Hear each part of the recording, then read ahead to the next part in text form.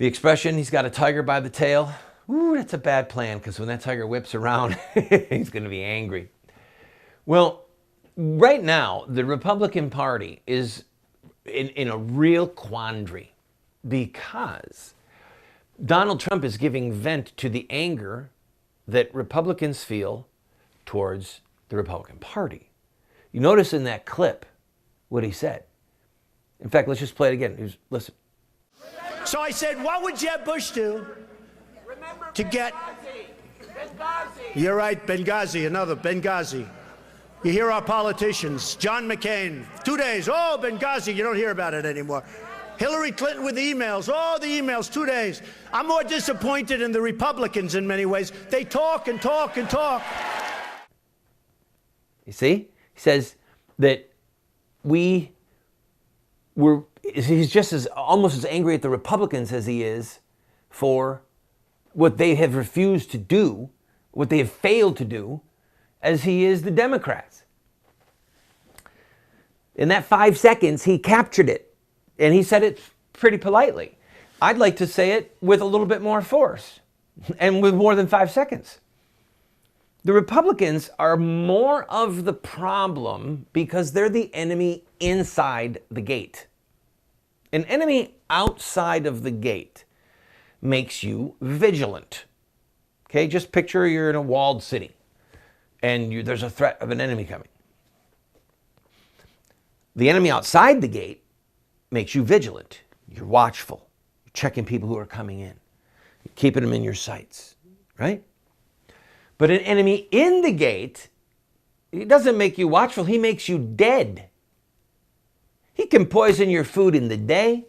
He can slit your throat in the night. In the wee hours of the morning, he can open the gate and let the enemy in. This is what the Republican Party is. They're more of a threat to us because they're right beside us. They're the ones betraying us. Think about this with me. Think about this. Almost every Republican who has said anything about the Supreme Court ruling in Obergefell, the so-called same-sex marriage ruling, this abominable crime against God and man, this wicked overthrow of our government, this compact with hell, okay? Most of them who have spoken on it have said it's not constitutional. It's outside of the Constitution. Chief Justice Roberts said this has nothing to do with the Constitution. Justice Scalia said it was an overthrow of our government. He called it a judicial putsch, which is an overthrow of the government, all right? Alito, Thomas, they all said this is outside of our realm. This is not legal for us to do this. What did our Republicans do? Nothing. Nothing. They whine like little, or they'll make a big speech. We will not stand for this. Half measures. I call them half measures from hell. I've been listening to the response of various Christian leaders, so-called Christian leaders who don't lead, who don't know how to fight. And it's all half measures. I know a pastor saying, we will never do a homosexual marriage here. Fine. What are you going to do when some members of your church are going to jail? What are you going to do when members of your church are losing their businesses or their homes because they refuse to do business with the homosexual couple? We won't cater your wedding.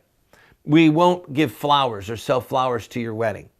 We just go down the list. Go down the list of businesses that are going to be impacted. What are you going to do then, Mr. Pastor? You going to find out where the judge lives and have a protest at his home? You going to hang the judge in effigy? You going to burn him in effigy? In other words, these half measures aren't going to cut it. Patrick Henry, in his Give Me Liberty or Give Me Death speech, I urge you, just please, between now and the next show, find that speech.